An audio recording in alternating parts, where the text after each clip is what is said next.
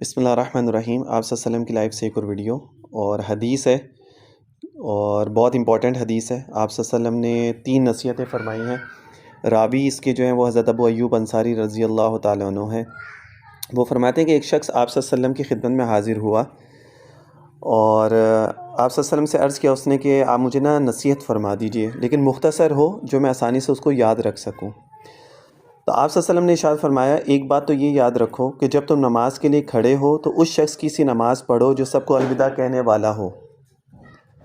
اور سب سے رخصت ہونے والا ہو، یعنی دنیا سے جانے والے آدمی کی نماز جیسی ہونی چاہیے تم ہر نماز ویسے ہی پڑھنے کی کوشش کرو، یعنی جس کا آخری وقت ہو اور آخری نماز پڑھ رہا ہو تو اس جیسی نماز ہونی چاہیے کہ انسان کو فکر ہوتی ہے کہ بس ابھی میں نے مر جانا ہے۔ اور دوسری بات یہ یاد رکھو کہ ایسی کوئی بات زبان سے نہ نکالو جس کی کل تم کو معذرت اور جواب دہی کرنی پڑے،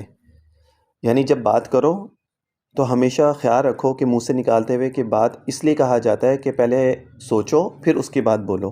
کبھی بھی جلد بازی میں بات نہیں کرنی چاہیے، کیونکہ جلد بازی جب انسان کرتا ہے تو وہ شیطان کام کرواتا ہے اور وہ غلط بات جو ہے وہ منہ سے نکل جاتی ہے۔ تو غلط بات اگر منہ سے نکل جائے گی تو اس دنیا میں یا قیامت کے دن خدا کے حضور کرنی پڑے گی، جواب دہی اس کی ہونی پڑے گی جو بات آپ نے کی ہے۔ تو اس لیے جب بھی بات کریں ہمیشہ سوچ سمجھ کے کریں۔ اور تیسری بات یہ یاد رکھو کہ آدمیوں کے پاس اور ان کے ہاتھ میں جو کچھ نظر آتا ہے اس سے اپنے آپ کو قطعاً مایوس نہ کرو، یعنی آج کل کے دور میں ہم کسی کے پاس اچھا موبائل دیکھ لیں، ہمارے پاس ہلکا موبائل ہے، کسی کے پاس اچھی گاڑی ہے، کسی کا گھر بڑا ہے، کسی کاروبار اچھا ہے تو ہم اس کو دیکھ کے بڑا رش کرنے لگ جاتے ہیں، مایوس ہو جاتے ہیں میرے پاس نہیں ہے۔ یہ چیز نہیں ہونی چاہیے۔ آپ سے فرمایا کہ ہمیشہ امیدیں اور توجہ کا مرکز صرف اللہ رب العالمین اور مخلوق کی طرف اپنی امیدوں کو بالکل منقطع کر لو، یعنی صرف اللہ تعالیٰ کی طرف آپ کی امیدیں ہونی چاہیے، تو اللہ تعالیٰ اس کو آپ کو بہت زیادہ دے گا اور اس میں برکات بھی ہوں گی۔ جب لوگوں سے امیدیں رکھیں گے تو اس میں پھر اللہ تعالیٰ کی ناراضگی بھی ہوگی، اللہ تعالیٰ پہ دیں گے بھی نہیں اور لوگ بھی آپ کو نہیں دیں گے، کیونکہ کوئی بھی چیز ہوتی ہے وہ اللہ کی مرضی سے ہوتی ہے، اللہ کی مرضی کے بغیر کچھ بھی نہیں ہوتا۔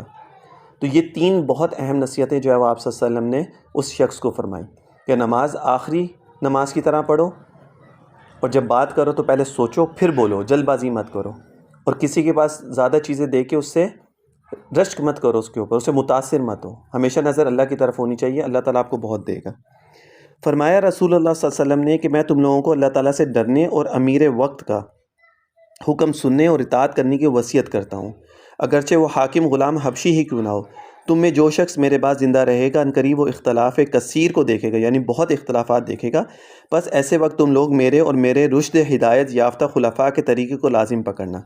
یعنی میرے صحابہ کو لازم پکڑنا۔ اور یہاں پہ جو کہا گیا ہے نا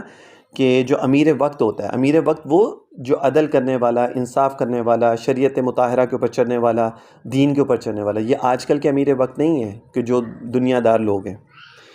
اور خلفاء کو طریقے کو لازم پکڑنا اور ان طریقے کو خوب مضبوط پکڑنا، بلکہ دانتوں سے پکڑنا اور بدعات سے بچتے رہنا۔ بدعات ایسی چیز کہ جو اسلام میں نہیں ہے اور ہم اس کو ثواب کی نیت سے کری جا رہے ہیں، ایسی چیز کو آپ صلی اللہ علیہ وسلم نے بدعت فرمایا کہ جس کا تصور اسلام میں نہیں ہے اور ہم اس کو ثواب کی نیت سے کریں۔ ایک وہ ہے کہ جس کا تصور دنیا میں نہیں ہے لیکن اس کو ثواب کی نیت سے نہیں کرتے، ہم اس کو ویسی ایک رسم ہے رائج ہے دنیا میں ہم اس کو کر رہے ہیں، ایک تو وہ چیز ہوتی ہے۔ لیکن جو ثواب کی نیت سے کرنا اور اس کو کہنا کہ آپ صلی اللہ علیہ وسلم نے یہ عمل کیا ہے، ظاہر سی بات ہے جب اسلام میں ہم ثواب کی نیت سے کوئی کر رہے ہیں تو آپ صلی اللہ علیہ وسلم کی نسبت سے ہی کر رہے ہیں نا اس کو، تو وہ چیز ایک آپ صلی اللہ علیہ وسلم نے کی نہیں ہے تو وہ بدعت ہوتی ہے۔ کیونکہ ہر جدید امر دین میں جس کی کوئی سند شرعی نہ ہو، یعنی جس کی سند ہی کوئی نہیں ہے دین کے اندر، وہ بدعت ہے، اور ہر بدعت جو ہے وہ گمراہی ہے، اور ہر گمراہی جو ہے انسان کو جہنم میں لے کے جانے والی ہے۔ حضرت معاذ سے روایت ہے کہ آپ صلی اللہ علیہ وسلم نے ایک دن آپ صلی اللہ علیہ وسلم نے عرض کیا کہ حضرت معاذ نے روایت کی کہ مجھے آپ صلی اللہ علیہ وسلم نے میں نے ایک دن آپ صلی اللہ علیہ وسلم سے عرض کیا کہ مجھے ایسا عمل بتا دیجئے جس کی وجہ سے میں جنت میں پہنچ جاؤں اور دوزخ سے دور کر دیا جاؤں۔ تو آپ صلی اللہ علیہ وسلم نے فرمایا کہ بھائی تم نے بڑی اہم چیز جو ہے وہ پوچھی ہے، لیکن بڑی اور بھاری ہونے کے باوجود وہ اس بندے کے لیے آسان ہے جس کے لیے اللہ تعالیٰ اس کو آسان کر دیں، یعنی ہر انسان جنت میں جانا چاہتا ہے اور ہر دوزخ سے دور ہونا چاہتا ہے، تو بات تو بڑی امپورٹنٹ ہے اور بھاری بھی ہے، لیکن آپ صلی اللہ علیہ وسلم نے فرمایا کہ اس بندے کے لیے آسان ہے کہ جس کے لیے اللہ تعالیٰ جو ہے وہ آسان کر دے، یعنی جس کو اللہ تعالیٰ توفیق دے دے۔ ٹھیک ہے، اب وہ کیا ہے وہ سن لیں۔ سب سے مقدم بات تو یہ ہے کہ دین کے ان بنیادی مطالبوں کو فکر اور اہتمام سے ادا کرو، اللہ کی عبادت کرو اور اس کے ساتھ کسی کو شریک نہ کرو، اور اچھے طریقے اور دل کی توجہ کے ساتھ نماز ادا کیا کرو اور زکوٰۃ دیا کرو اور رمضان کے روزے رکھا کرو اور بیت اللہ کا حج کرو، یعنی 5 پلرز آف اسلام: نماز، روزہ، حج، زکوٰۃ، کلمہ۔ پھر فرمایا کہ میں تمہیں خیر کے دروازے بھی بتاؤں، گویا جو کچھ آپ نے بتلایا یہ تو اسلام کے ارکان اور فرائض تھے۔ اس کے بعد آپ نے فرمایا تم چاہو تو میں تمہیں خیر کے اور دروازے بتلاؤں، غالباً اس سے آپ کی مراد نفل عبادات تھیں۔ چنانچہ حضرت معاذ کی طلب دے کر آپ نے ان سے فرمایا روزہ گناہوں سے اور دوزخ کی آگ سے بچانے والی سپر ڈھال ہے، اور صدقہ گناہوں کو اور گناہ سے پیدا ہونے والی آگ کو اس طرح بجھا دیتا ہے جس طرح پانی آگ کو بجھا دیتا ہے، اور رات کے درمیانی حصے کی نماز یعنی تہجد کی نماز کا بھی یہی حال ہے، اور ابواب خیر میں اس کا خاص الخاص مقام ہے۔ اب اس میں کتنی چیز ہو گئی؟ یعنی روزہ، صدقہ، ٹھیک ہے، اور نماز تہجد، ٹھیک ہے، یہ آپ صلی اللہ علیہ وسلم نے اس کی تلقین فرمائی۔ اچھا، اور اس کے بعد پھر آپ صلی اللہ علیہ وسلم نے جو ہے اس کے بعد آپ نے تہجد اور صدقے کی فضیلت کے سلسلے میں سورہ سجدہ کی آیت پڑھی،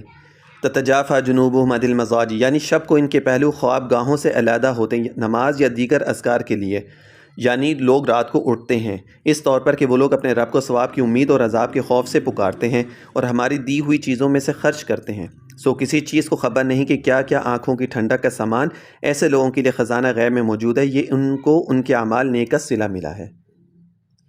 پھر آپ نے فرمایا کیا میں تمہیں معاملے کا یعنی دین کا سر اور اس کا عمود یعنی ستون اور اس کی بلند چوٹی بتا دوں؟ معاذ رضی اللہ تعالیٰ کہتے ہیں میں نے عرض کیا حضرت ضرور بتا دیں۔ آپ نے فرمایا دین کا سر اسلام یعنی ایمان ہے، یعنی دین کا سر جو ہے، ہیڈ جو ہے وہ ایمان ہے، اور اس کا ستون نماز ہے، اور اس کی بلند چوٹی جہاد ہے۔ پھر آپ نے فرمایا کیا میں تمہیں وہ چیز بھی بتا دوں جس پر گویا ان سب کا دار و مدار ہے،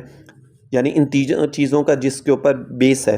اور جس کے بغیر یہ سب ہیچ اور بے وزن ہے؟ معاذ رضی اللہ تعالیٰ عنہ کہتے ہیں میں نے عرض کیا حضرت وہ چیز بھی ضرور بتلا دیجئے۔ پس آپ نے اپنی زبان پکڑی اور فرمایا اس کو روکو، یعنی زبان ہر چیز کے لیے بہت ضروری ہے،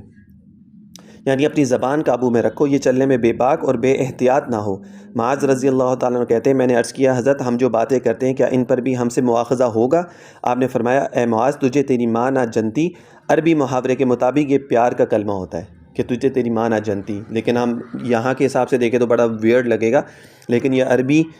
محاورہ تو اس میں یہ پیار کا کلمہ ہوتا ہے۔ آدمیوں کو دوزخ میں ان کے منہ کے بل، یا فرمایا کہ ان کی ناکوں کے بل زیادہ تر ان کی زبانوں کے بل بے بکانہ باتیں ہی ڈلوائیں گی، یعنی جو انسان سوچتا نہیں ہے بات کرتے ہوئے، ٹھیک ہے، اور ایک دم سے بات کر دیتا ہے، جیسے میں نے پہلی حدیث حضرت ابو ایوب رضی اللہ تعالیٰ عنہ کی جو میں نے آپ لوگوں کو بتائی، اس میں جو آپ نے 3 نصیحتیں فرمائی تھی، اسی میں یہ چیز بھی ہے کہ آپ صلی اللہ علیہ وسلم نے فرمایا کہ سر جو ہے وہ ایمان ہے انسان کا، اور جو ستون ہے وہ نماز ہے، اور جہاد جو ہے وہ